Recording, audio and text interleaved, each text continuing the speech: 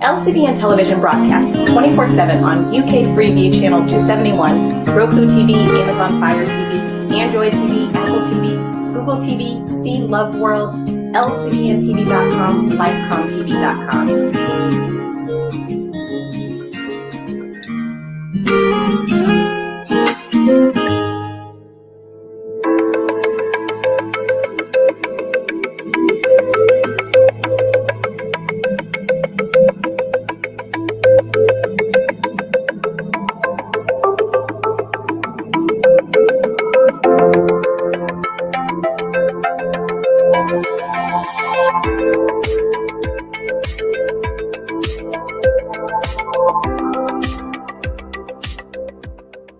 Good evening and welcome to another episode of Conversations with Lydia. My name is Lydia Kindheart. Thank you for those of you who have subscribed, those of you who make comments, who give suggestions. You can also listen on podcast. The email address is info@conversationswithlydia.com. Today again, we're back again talking about breast cancer. It is a major killer. It not only affects women, but it affects men. It is fast overtaking lung cancer as a top disease or top end of that disease. So today we've got a lady who works in the United Kingdom who is going to talk about her work, not only in the UK, but in Africa, Nigeria to be precise. Please help me welcome Uzo. Hi, Lydia. Hi, Uzo. Thank you for agreeing to come on the show. So please share a little bit about yourself, something that's not on your bio or people can find in LinkedIn. A little bit about your journey and your chosen profession. Okay. My name is Uzo. I'm known as Uzo popularly, but my name is Uzoamaka Nkwonta. But just like it was difficult for you to pronounce and to write, so I prefer to always tell everyone my name is Uzo, and I stop there. So my name is Uzo. I am a radiographer by profession. I practiced back in Nigeria for about 12 years. And then moving to the United Kingdom, I specialized in mammography. And since then, I've been practicing mammography. Okay. Now, so long before I met... Yeah, go ahead. No, you go. You finish. So long before I went into mammography, I've always had passion for women. African women, Black African women. I've always had passion for saving their lives, always had passion for creating awareness for breast cancer before I went into mammography. Breast cancer has come to stay, unfortunately. And it is one subject that back home in Africa, which is where I do more of my work, back home in Africa, there is a great lacuna in the knowledge of breast cancer. The awareness of breast cancer in Africa is quite minimal. It's not as much as we would want it to be, which would help in the prognosis of breast cancer. And in, of course, preventing deaths. Yes, exactly. Because the increase in the awareness, ignorance is not an excuse, unfortunately. And that people don't know about breast cancer wouldn't exempt them from being attacked by it. And so the best that I can do, which is what I am really passionate about, one of the things that led me to this was the loss of my auntie. So I lost a few of my aunties to breast cancer, and their deaths were so painful. They were so painful. And unfortunately, again, not too long ago, about 6 months ago, I lost another young cousin who was just about 40 to breast cancer, and she had 2 children who were just 5 and 10 by the time she died.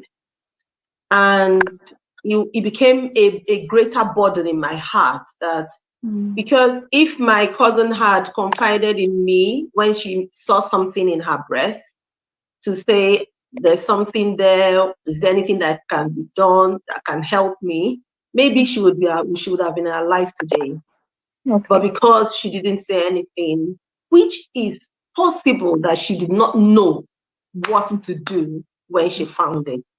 Okay. And that was one of the things that it gave me a big burden in my heart to teach, to educate, to find out whatever possible, however possible, that I can help these Black women, our fellow Black women, both in Nigeria and in Uganda. These are the 2 places where I have been able to reach, to educate these women on breast cancer awareness.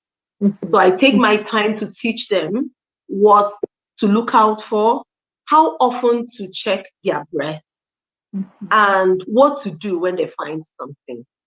Okay. I would say that so far it has really been it has been wonderful, because right now I have some of the women who got to know about me from Facebook, from the webinars, and today I've done a lot in helping them. Some of them have finally gone for their mammograms, has been fully diagnosed that truly what they found was actually breast cancer. And yes, it makes me, I'm very happy about it. Okay. So you're actually driven by personal experience, you know, Absolutely. having lost aunties and Yes. even recently a much younger cousin, because we know even in the UK, when a woman becomes 50, then she gets the letter to do the mammogram. But your cousin was much, much younger, and she died at 40, which means that she may have had the disease even in her 30s, depending, you know, late 30s, depending on how long it was in her body before it was discovered, before she passed on. So I guess the message is there is need for awareness, even for women that are much younger than, you know, what we think that when I get to 50 and going into menopause and my body's changing, that's when I need the awareness. You know, I don't need it now that I'm 40 or below. Can I come in there? Yes, of course. That is one big reason why I believe I will still say this as this program goes on, but it has been found out statistically that the Black African woman has higher chances of coming down with breast cancer at a much, much more younger age. Okay. And is so there a reason for this? Yes. And this is did you say, is there a reason? What did you say? Yes, sorry. yes. Why? Yes. Why? Okay, so the reason, the research is still on as to why it is like that for us. So the percentage of Black women who come down with breast cancer at a younger age is way, way higher than that of their counterparts in white. What happens is that because we all take it for granted, even the Black women who are outside of Africa, who are maybe in the UK or in the US, they still take it for granted because we lack. I always say, this is one of the things I hope that in this life I will be able to help with. We lack evidence, we lack research on Black women concerning breast cancer. So most of the treatments and diagnosis pattern, the pathways that are being used for us Black women, were things developed using white women. Like so a lot of the medication is. Yeah, the medication, the treatment pathway, the diagnosis pattern. And I think it cuts across almost every medication that people are given. You know, because the studies are done for, you know, Caucasian bodies, Caucasian Caucasian. lifestyles, God bless you. the environment, the kind of diets that they eat, you know, the Absolutely. schools and all of that. Yeah, yeah. Absolutely. And you will agree with me that it is totally different from us. Yeah. So there is a great need for research among Black women, using Black women. We need, would I call it specification? We need for us to have our own diagnosis pattern, treatment pattern, depending on the things we are made up of. Mm-hmm. Right now, because it has been found out that Black women die at earlier age. Remember, again, there is another big fact that has been found out concerning Black women about breast cancer. Mm-hmm. The breast cancer that occurs in Black women, unfortunately, is the very not so good type. The one we call the triple negative. Now, yes, the triple negative type of breast cancer is much worse than the ones that can respond to hormones or hormonal treatment. So you find out that why is it like that with the Black? So is it not? That's why I say I hope that sometime in the future that some researchers would deem it fit, and some Black women will also opt to come and give themselves up to be used for these research purposes, because that's the only way we can actually forge ahead concerning this breast cancer fight. That is one good way that we can do it. So because we have that triple negative type of breast cancer most often, you find out that it deteriorates so quickly in Black women. And many times, the young Black woman who came down with breast cancer at age 34 invariably dies by age 36. This has been ongoing. That's the and so the scare for me, because right now there is nothing I personally can do, and some of the people that I'm working with, except of course we are praying that someday some researchers will look for people like me will get to know some of them and say, please come and do this for me. Because of that, I decided to peg my attention on spreading the awareness for prevention. So I put more effort in preventing it than coming down with it. So I do more on prevention and earliest diagnosis. Because that's the only way we can prevent. That's the only way we as Black women can do anything about breast cancer, unfortunately. I mean, what about the average Black woman in the UK? Or a woman of color? So they don't have to be. Okay, it doesn't have to be a Black. They can be, I guess, Indians. Yes, the Arab, Asian. In what we would call the minority group. Now, do you find that it's a similar pattern where they're not coming forward for tests or not coming forward when they find? Oh, yes. I agree with you. The average woman of color has more important things to do than to check her health. Okay. So self-care. Yes, and value. Self-care. Self-care. So the average woman of color thinks she has more important things to do than to take care of her health. So you find out that many times we are in clinics and we are doing breast screening, and you have you from the names, you find out that, okay, this is not a Caucasian name. You know, this is not a Caucasian name. And you find out that the person will simply DNA, not come up. She will not turn up for the appointment. The letter has been sent to you. You know you have it. You know you are meant to come for this screening. But somehow we have this nonchalant attitude about our health as women of color. And so this is also some of the things that need to be addressed. An average woman of color needs to understand that unless she is fit, she can only then care for that very wonderful family that she is worried about. That she's worried about. Okay, so there is lack of self-care or important. So somehow on the list, she puts herself under, on the list of her to-do list. Always. So is there some kind of fear attached to getting that letter, or, taking time to feel your breast and finding something and then going to the GP and saying, this is what I found? So do you think fear plays into it? There's a saying that there's this saying that goes, take an Africa to anywhere. An African is an African. Mm-hmm. So you find out that even though she is here in the United Kingdom, the background mentality that she doesn't want to be, because there is this stigma associated with breast cancer, okay? And that scares most women away. That is also part of the work I do, trying to destigmatize breast cancer. Breast cancer is nothing to be ashamed of.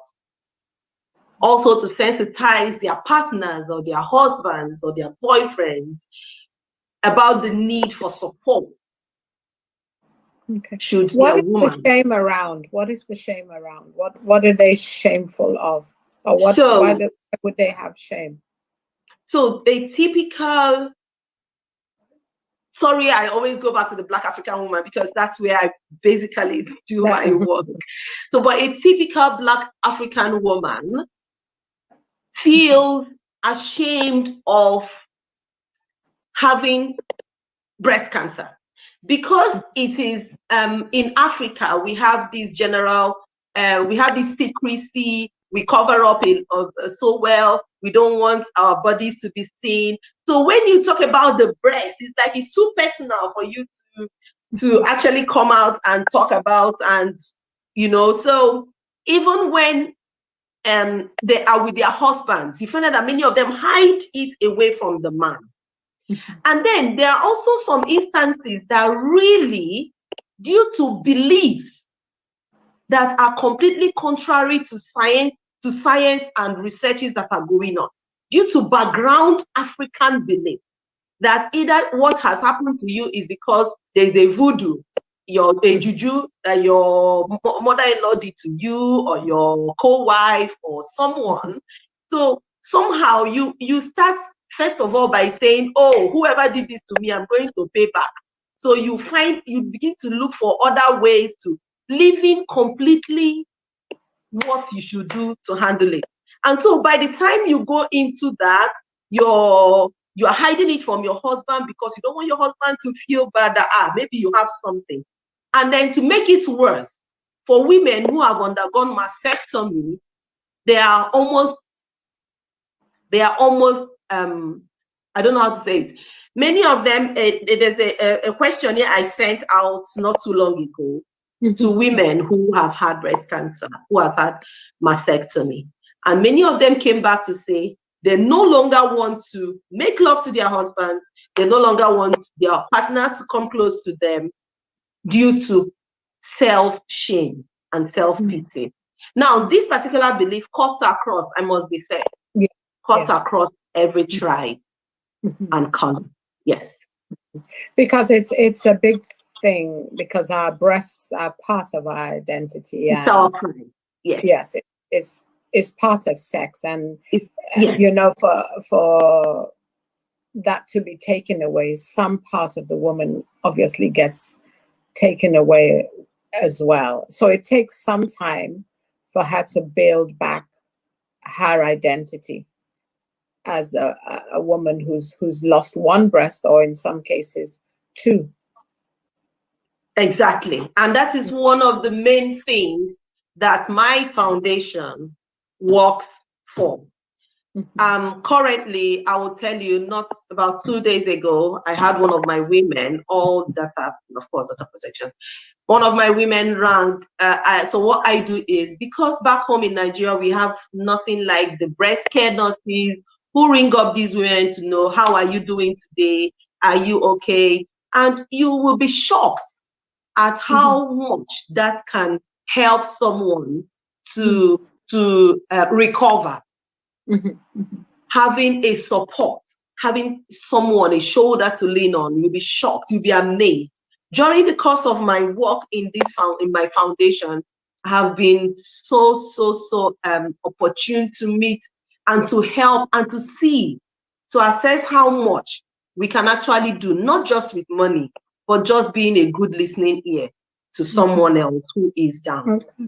So I just had someone. Just go back a little bit.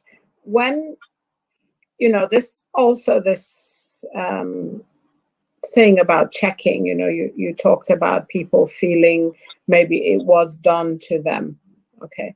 And there are a lot of people who are, I think more probably the ethnic minority, have a lot of people who have faith, who are practicing one type of, I don't want to use the word religion or spirituality on some level. So does that also impact them not coming forward? A great deal. So I have had a particular one who was the wife of a pastor who found something on her breast. As a pastor's wife, she fell. And that was why I said there is a big lacuna, and that is one of the main things I want to fill up. Information. Information is power. And she said to her husband that she has found something in her breast. And of course, a fast was declared, prayers were ongoing, and they kept praying and saying, this is not going to, nothing, this is going to, it has to disappear. And of course, it got worse.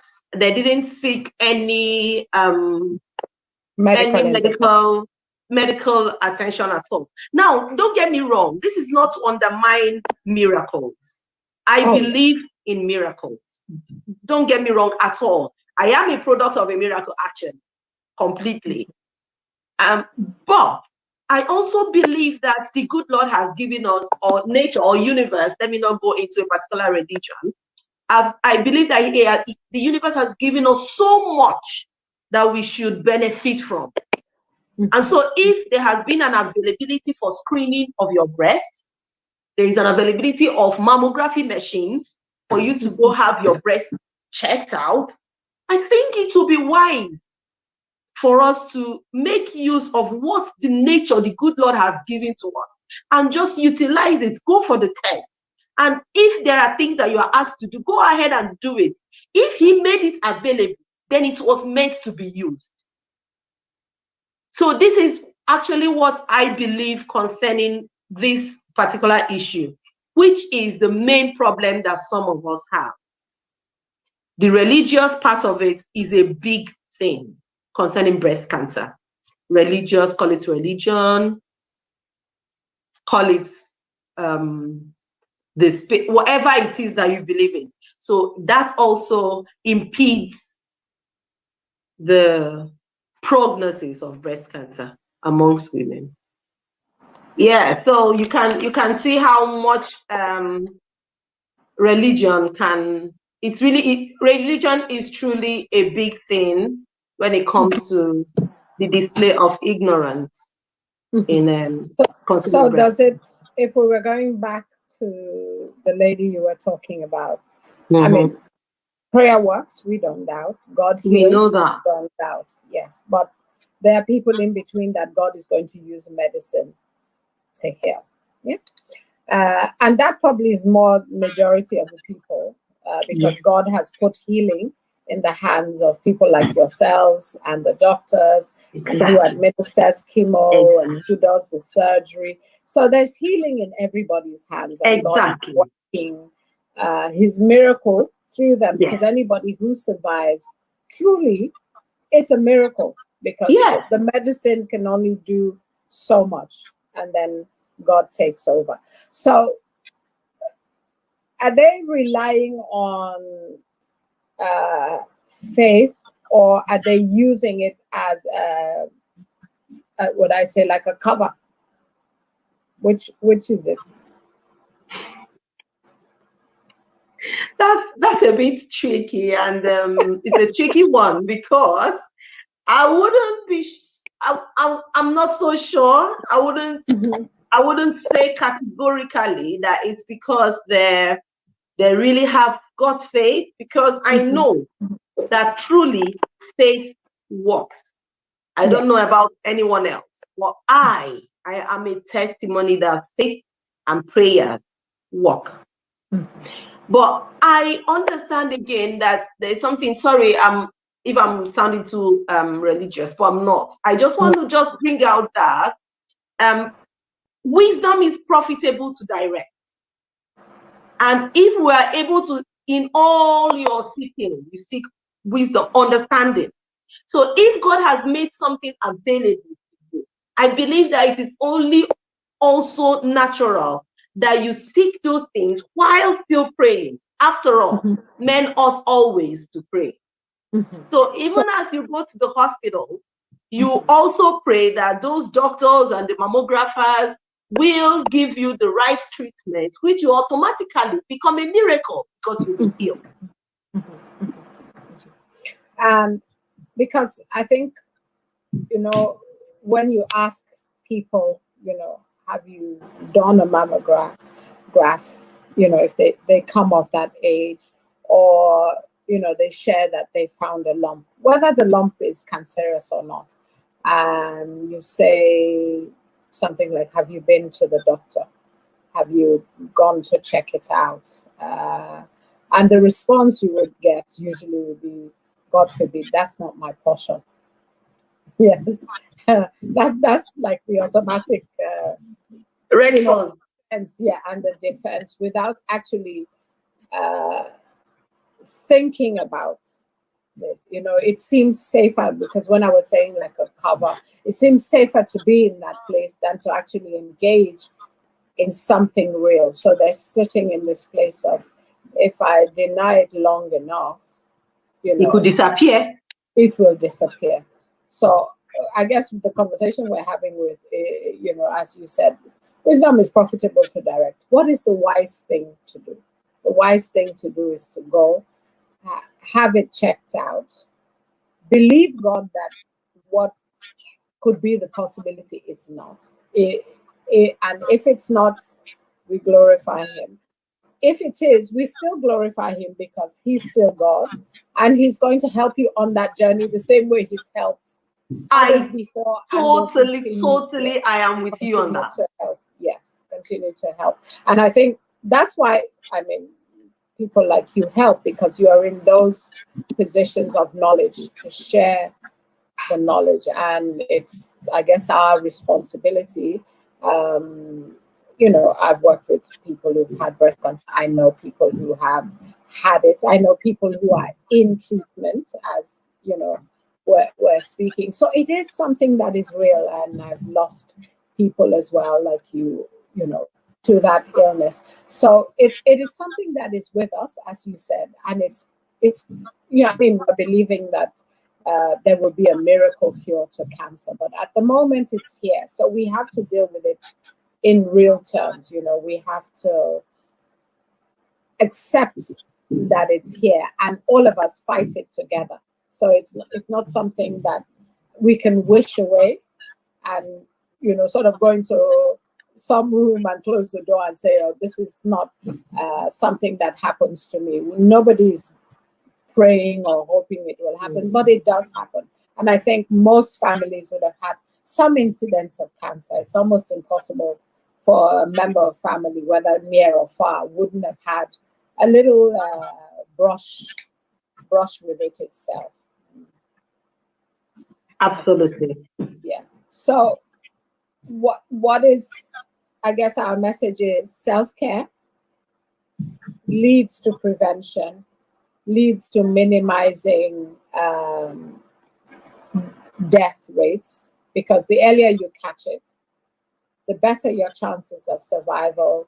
We need people who can and are willing to join in research, and then Exactly. Very we important. have a lot of very well educated PhD holders who are listening, or who we know, who could take this on Yes, and please. begin to collate data, whether it's about Black or ethnic minorities in the UK or in Europe, because the stats are there. But unfortunately, I think we're picking it up at the end when people have died.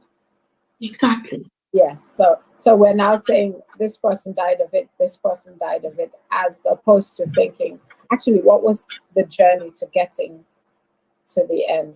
So in a place like, let's go to Uganda.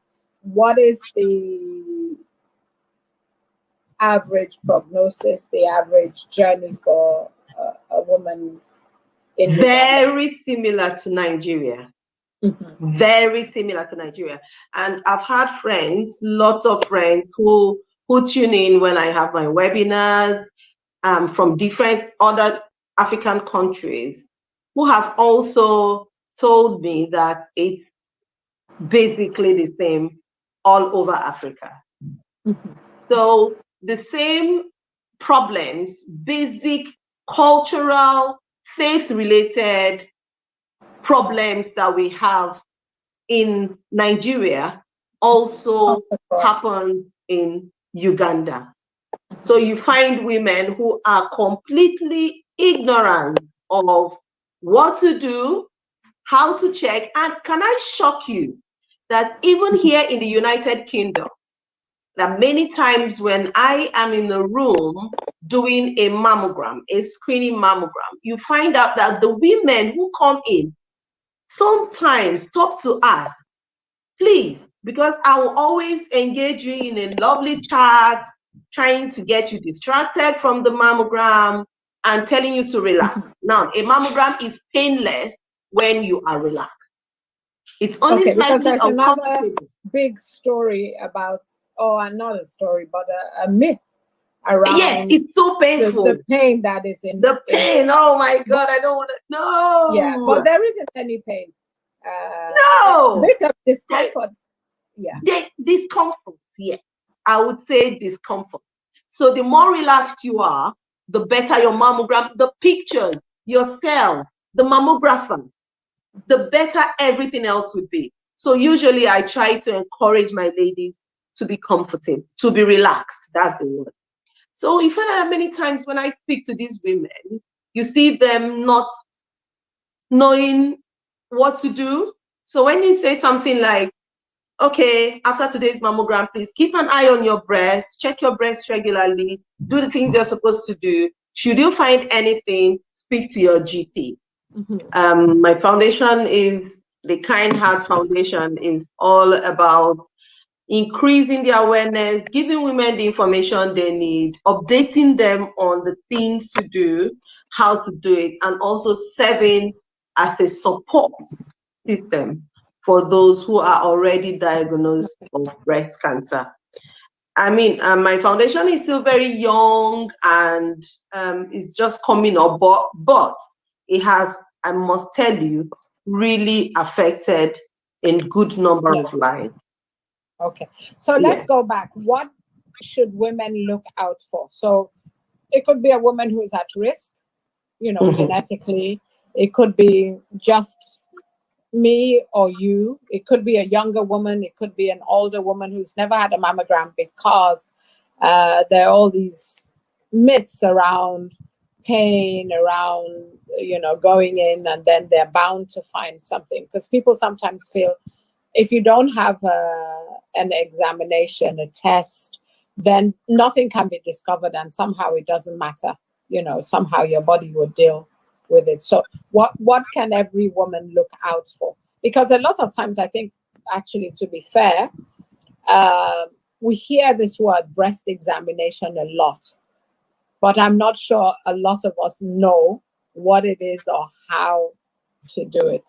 So just sort of give us a basic guide on how every woman or any woman who's listening, or even a man who's listening, can say to his wife or his partner, have you done this? This is what you are supposed to do. Yes. So basically, I would start by saying how often you should do this. So for a woman who is still menstruating, it is advised that you do it every month 5 to 7 days after your menses, your period. Mm-hmm. So after your period, you just count about 5 to 7 days, then you check your breast. We recommend that you tick this off on the calendar, put a reminder on your phone, however you want to do it. Have some breast buddies who you check it together with. These are all things that we try to do to encourage women to do it. Mm-hmm. Mm-hmm. And then if you are a postmenopausal woman, you mean a woman who no longer sees her periods, then it's advised that you choose a day in the calendar, in the month, that is most convenient for you to check your breast. Mm-hmm. We recommend that you mark it your breast check day or check my boobs. Make it as beautiful and as strange as you want it to be. Mm-hmm. That will make you remind you that you need to do it. So basically, for a postmenopausal woman, choose any day of the month, but be consistent and check it on that day. For a woman who is still menstruating, check it 5 to 7 days after your period, you've had your period. This is because during your period, your breast may be a bit lumpy and bumpy. So the hormones contribute to that. And so you can't say the exact feel of your breast during those periods. So it is recommended that you wait until after 5 to 7 days when the hormones have gone down. So basically go ahead. Okay, what I was going to say, actually, it from what you are saying, it may feel like women don't actually look at their breasts. Does what I'm saying make sense? So why I started that way is, it's not like women don't, actually there are some women who don't look at their breasts. If you want to be, that's there are some people who are very shamed about maybe the shape or the size or whatever. Or maybe that they've been actually told that this is not what you do. Yeah, exactly. So maybe when they were little. When we were small, that was one of the things I talked about. Our African, take an African to Yugoslavia, he's still an African. Mm. So because that mentality that our mothers would tell us, don't touch your breast, you don't touch it, you don't do this. So that is also part of it, our belief system. So that's part of the things that the foundation tries to do. We have to challenge some of our thinking. Absolutely. And it can be what you were told, the information that you were given when you were a child, that this is not what we do. And it can also be, as you said, some women, especially if they've had children, may feel their breasts are no longer attractive. Yes, looking attractive. They may have something going on inside. Which they could talk about to another professional about. Mm-hmm. Mm-hmm. Exactly. And so that is why I started off with saying how frequent it should be checked. Mm-hmm. This will give you a pointer. This will help you and guide you. And having said that, then I can now go in to talk about what to do when you are checking your breast. When the day comes that you have ticked off on your calendar to check your breast, you use all your senses to check your breast. Basically, your eyes and your hand. Okay?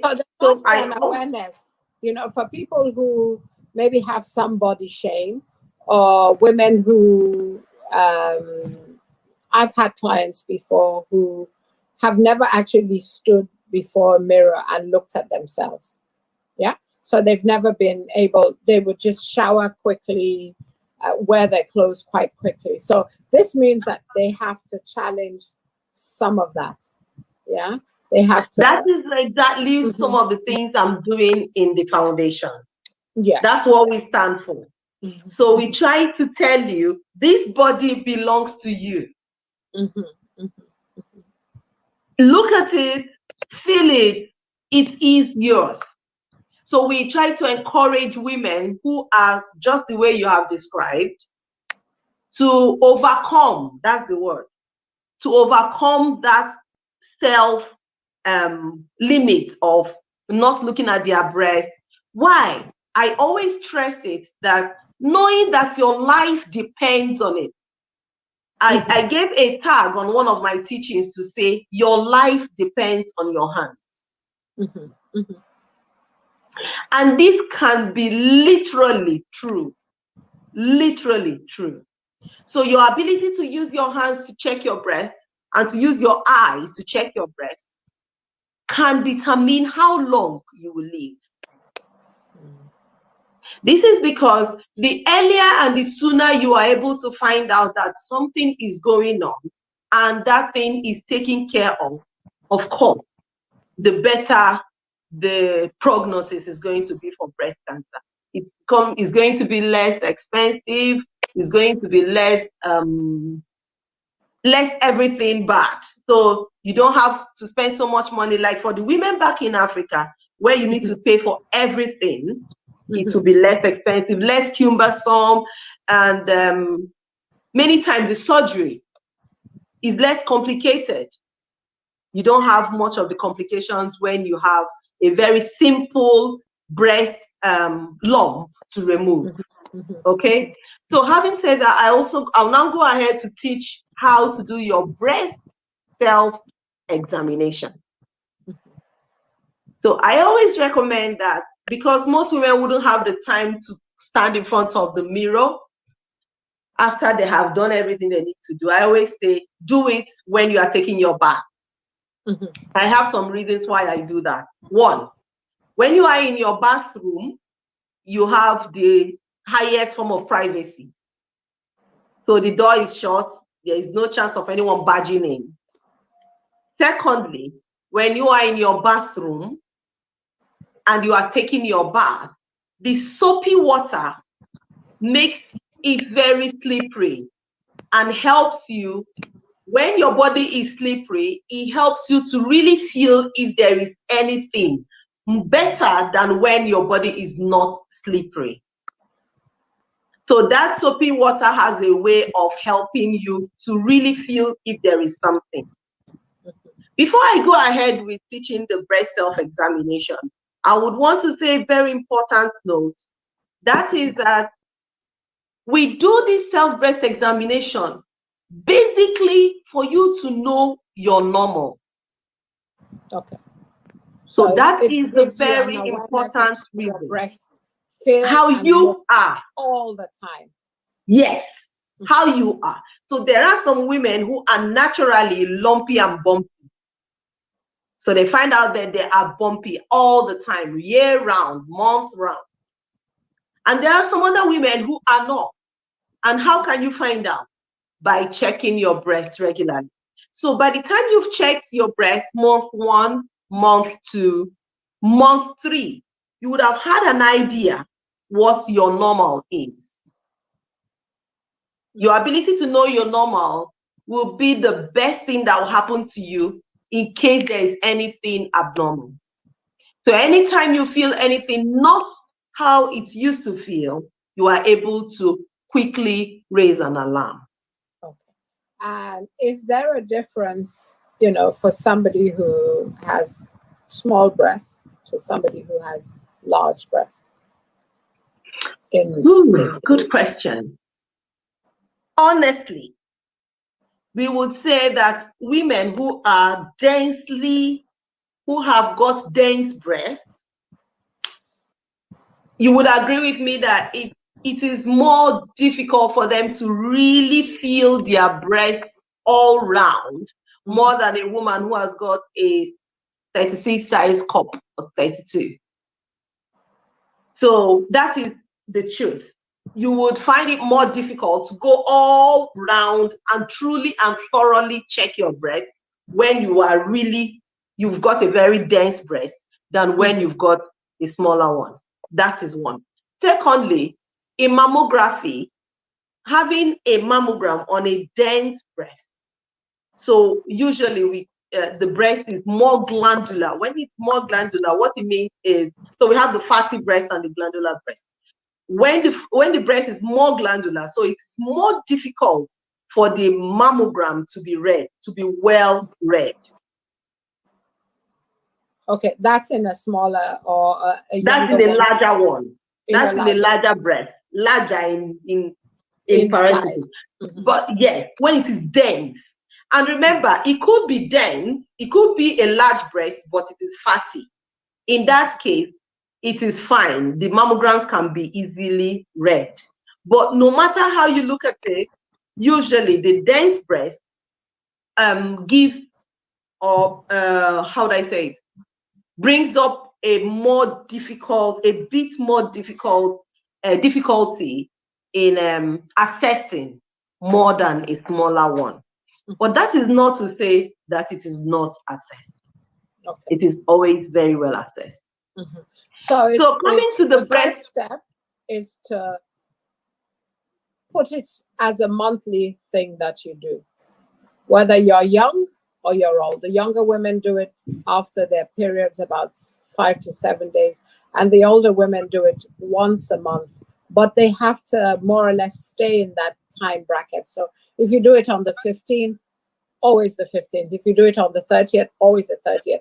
Exactly. And it's actually, you need to do it a few times for you to become completely aware of how the breasts look and feel.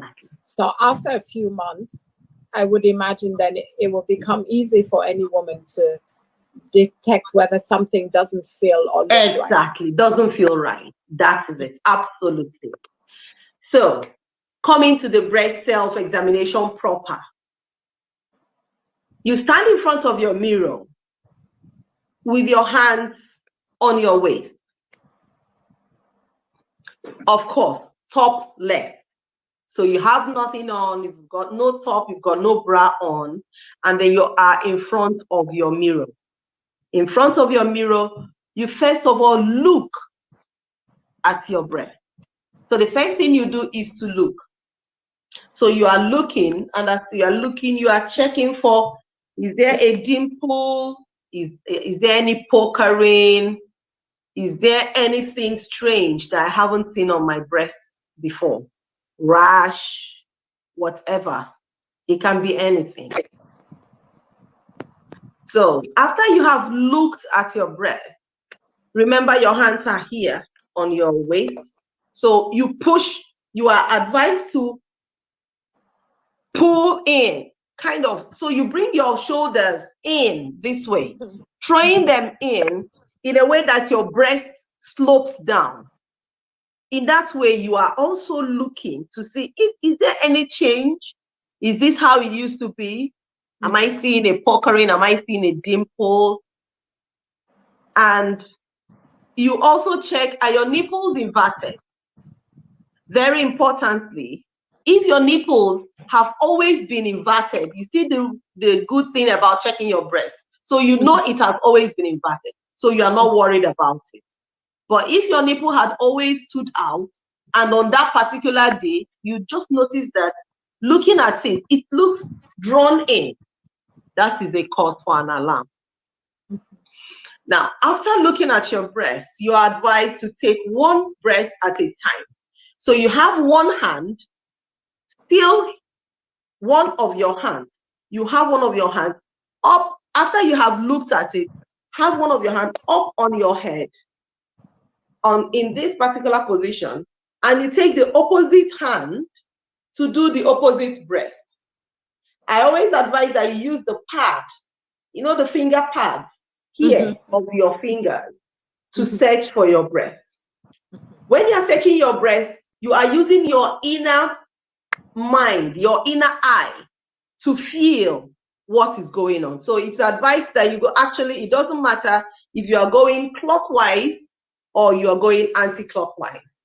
But what is important is that you ensure that you cover the whole area. So if you choose to go clockwise, that's fine. Go clockwise, but gently make sure that you feel and go deep down into the breast to feel if there is anything. Remember, you already have some things in mind you are looking for. Are there lumps? Can I feel a lump anywhere? Is there any dimple, any pokering, anything? Am I feeling anything strange from my normal? Remember, from my normal. And once you feel something, please, we advise you to see your GP. So after you've done it with this hand, remember to please also go into your armpit, which we call the axilla. It is very important. Go into your armpit as well to search for any lump or bumps. In case you see any, please still report, especially if you have nothing, if you haven't got any wound or injury on your arm that should make your lymph nodes to be swollen. There is need for you to please report to your GP.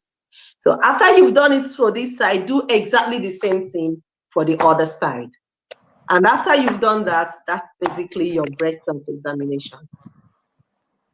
Okay. Tomorrow morning, that's my first task. Good girl. Because actually, you see, the second exam you said, just to put your hand through and have I think that's the only real test. You know, the other one about leaning forward and having a proper look. I'm not sure a lot of us have gotten that message. Really? About it. Yeah. I think today is the first time I'm sort of getting a full. Oh, good. Good. I'm happy then. A full education of the steps that actually we should take. And I'm sure it sounds like a long time now that you've explained it, but what you're saying is that if we practice, it becomes a routine, and it won't take that long, because once you can dip forward, you can sit with, stand with your hands and look and dip forward, and then have a little turn around and check underneath your armpits. It will of course reduce in time. And of course, as you said, this is your life. So you need to find that 5 minutes to do it. Nothing else is as important. I feel right. Yes, and as women, everything else is important except ourselves.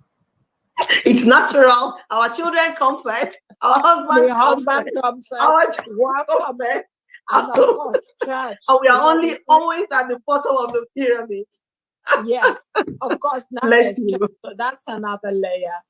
Before, and then family and friends, and of course other responsibilities that we have. So thank you for educating me. I think I'll have to go back again on and have another proper look and read and do that exam. So if somebody, as we said, finds this lump or sees something or some dimpling, I think that dimpling and the pokering, I think that also is something that we're not always conscious of.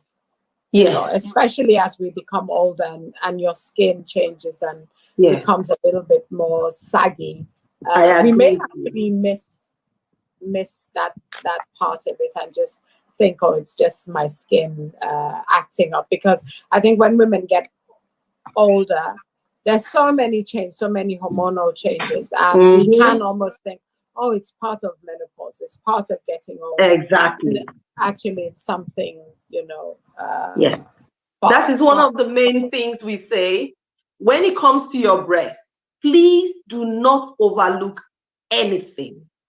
It is better you come in and it is checked out and you are told, oh no, it's nothing, go home, than that you decide to make your own diagnosis and say, no, it's part of menopause. I know this menopause has lots of things acting up. I'm sure it's menopause. And then you will be in for a shock. So that is why I always advise that you please, no matter what you think, no matter how silly you may sound, please speak to your GP. Yeah, and sometimes people have been to the GP. I've heard of it a few times where they go and they say, I think, I found a lump, and they are rebuffed. The GPs can discount it for age or, weight gain or weight loss or something. So how do we fight through that when we are, the person actually is worried and, they've been told by somebody else that, it's fine, you're going to be okay? This is exactly one thing I'm happy you brought it up. I always say this. Be your own health advocate. Okay? So we all have got, especially women, we've got this instinct. We've got this woman, this instinct in us when something is wrong. So many times I advise women, if you go to your GP and your GP dismisses your fears, now you will agree with me that this cuts across other ailments as well. Oh, yes, yes, yes. There are so many ailments. They tell you no, it's not. Mm-hmm. Because the truth is, no GP is inside of you. No, they only judge from what you have told them. And then we also understand that many times communication can be a barrier. And so the GP is not getting precisely what you're trying to say. And he's making his diagnosis from what information he has got from you. Mm-hmm. So if you've got the instinct that you are sure, you think something is wrong. I've had a woman, I can tell you this. I have had a woman who had gone to her GP, was dismissed, asked to go home. Nothing is wrong with you. It's just a fatty lump. I don't think there's anything there. And then she went home. And then she told me that after about 4 days, she felt it again, and she said herself, she wasn't happy with what that GP said. You know what she did? She went to another GP. Now, this is not a common thing, okay? Because like here in the UK, you have just one particular GP but in that GP, you find out that there are different doctors. So she asked to see another doctor. Mm-hmm. And another doctor seeing her shared her fears with her and duly referred her to the breast clinic. And of course, she came, and it was really not a good one. Mm-hmm. So that is to buttress what you just said, that even when you are dismissed, but your instinct tells you, I think something is wrong, please do not stop. Press on. Go back again.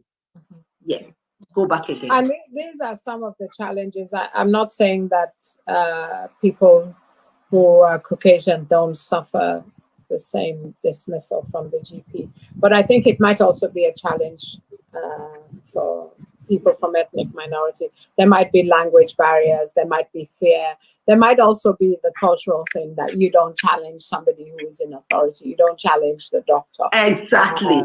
And for a woman who sort of just gathered herself to go to looking for any straw of hope, and the GP throws it to her, and she said, well, if the GP says it's okay, then it's okay, even if I don't feel okay inside. So what we're saying is we give everybody permission to hound their doctor until they're sure that this is not cancer, and if it is, they get the treatment as soon as they can get.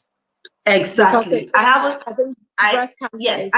haven't said anything like harass your doctor, insist, make noise about. No, that's not what I'm saying at all. But what I'm saying is, when your instinct keeps telling you that something is wrong and you go, please go again, go back again.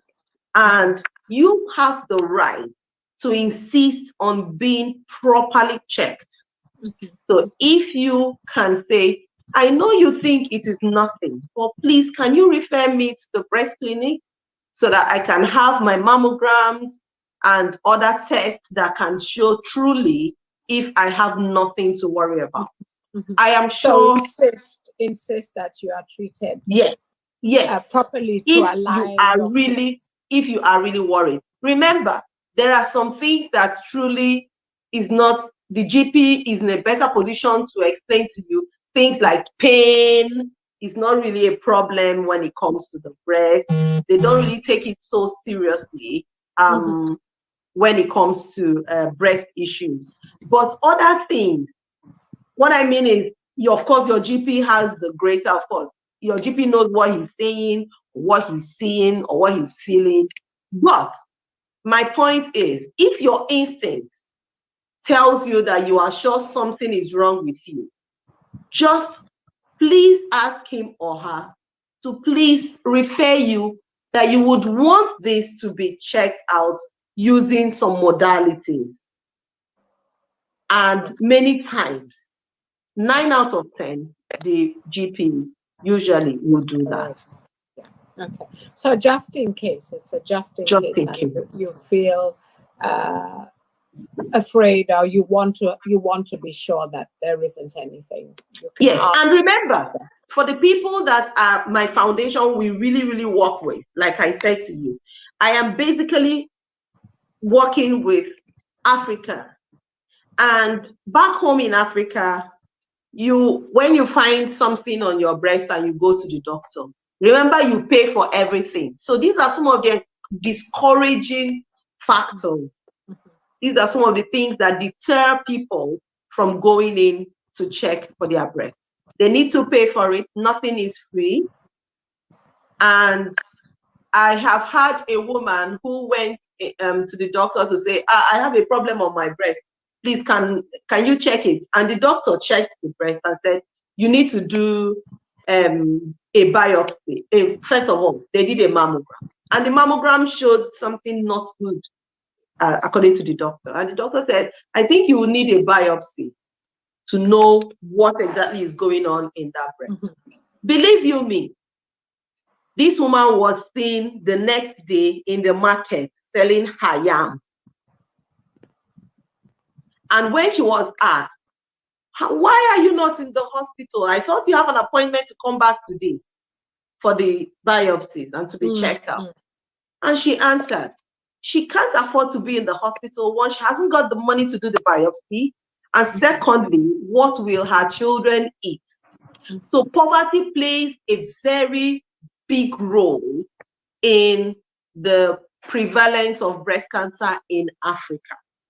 And that is one thing that my foundation tries to do. So we try to support these women, some of them, as many as we can, to go for their mammograms.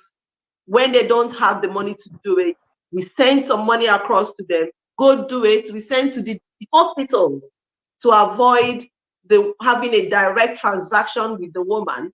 We send it to the centers, they go there, have those mammograms, have those biopsies, and we are able to know, okay, yes, she has got a breast cancer.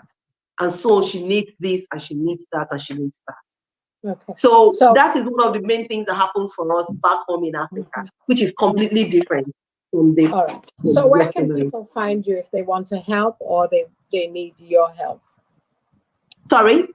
Where can people find you? Where can people find Kindheart if they want to join you, if they want to help you, or they might actually even need your help? So the Kindheart Foundation is a fully registered foundation. What I do is, through organizing webinars, I come also on social media to teach things, give information. And what happens is that most of the webinars, when I send out invites to people, I tell them what we do, how we do it.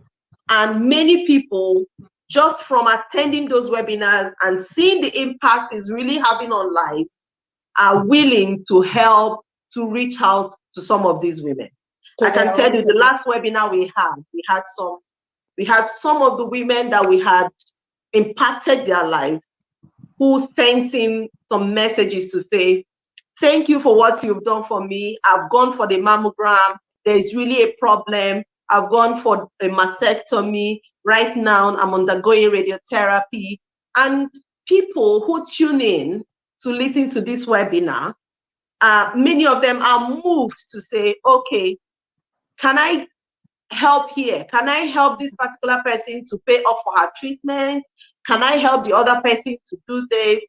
The last time we talked about organizing teaching, because of what I told you, the younger generation have it among Black. So I have decided that my next step, what I want to do next, which I will do in the next couple of months, is to do a massive teaching in the universities across Nigeria. Because I have thought that this will go a long way to sensitize what we need basically, according to research, I have some of the research works here. According to some researches that have already been done in Africa, it has been found out that sensitization plays a very big role. It was done in a particular university in Nigeria. I think it was UNIBEN. And it will shock you to know that most young women who were in their final years, which is ages in the bracket 25 to 30, some 24, have never checked their breasts before. And unfortunately, this is around the age group that it is really bad in Nigeria, especially the one that I'm sure of, where a work has been done. Gives information. It helps people who might need treatment. It helps direct them to, I imagine, centers that may provide treatment. You get sponsors for people who come on the webinar. I need to get, yes. Maybe they have also. I get sponsors, yes. Your next campaign would be taking it to the youth, because actually the youth are a good place because they would look after themselves. They will in turn educate their mothers and their grandmothers, and of course the siblings that are younger than them or older than them. So the information gets decimated, as you said. So everyone is sensitive to exactly. Sort of, more breast awareness and more breast awareness. Look after how to look after their breast. Okay, so we're coming to time. What would you like to leave us with? I mean, you've said a lot, but is there anything else you want to leave with us before we close today's? I really am always very delighted whenever I'm given an opportunity like this to help teach someone else what they can do to save their lives. So I can say that one thing that anyone would take with them today is that your life as a woman is as important, if not more important, than any other thing. The truth is, if you are not alive, you can't take care of your children. If you are not alive, you will have no job. So I would say that please take care of your breasts, help other people. If you have got family and friends, try to help them come out. Just before I end, I can tell you something that happened back home in Nigeria. So a young girl who was just 25, she kept noticing that one of her breasts kept growing more than the other. That is another one I didn't mention. So when the breast grows, one grows disproportionately to the other, then there is a need for you to check it out. So she kept having one of her breasts growing and she never talked about it. It was a shameful thing to her because she was just 25. So, but it was her sister who kept noticing that she keeps hiding to dress up, to take her bath and all that. And the sister asked her, what is wrong? And that was when she opened up. And can I tell you something? By the time they presented, it had already gone bad. So that is one of the main problems we have in Africa, late presentation. So I want to beg us today, as I have this beautiful platform, first of all, to please report whatever you see on your breast as quickly as possible. And in case you need help concerning your breast, if you are listening to me from Nigeria or from Africa or from the United Kingdom, wherever, please seek help from your doctors. Many times we reach out to these doctors and these centers to ask them to be sure, to verify that this person needs radiotherapy before we pay for it. So you don't send money to the person. So if you have a problem, reach out to your doctor to say, this is the problem that I have. And I also want to say that the Kindheart Foundation is very much willing to receive any form of support as we go ahead in increasing this breast cancer awareness, especially among the young people back home in Africa. If there is any collaboration of any sort, we are very happy to collaborate with anybody at all in doing this very massive work that will save the lives of women. Thank you very much. Thank you, Uzo. Thank you for your time and your knowledge and your expertise and the wonderful work you're doing with Kindheart. What a journey she is using her personal experience and is driven by the passion she has to save women, not only in the United Kingdom that she lives, but also from Nigeria and the women at large in Africa. We thank Uzo for the work she's doing. Please join her if you feel you can offer her help. My name is Lydia Khalil. Thank you for listening or watching. Till we see again, take care.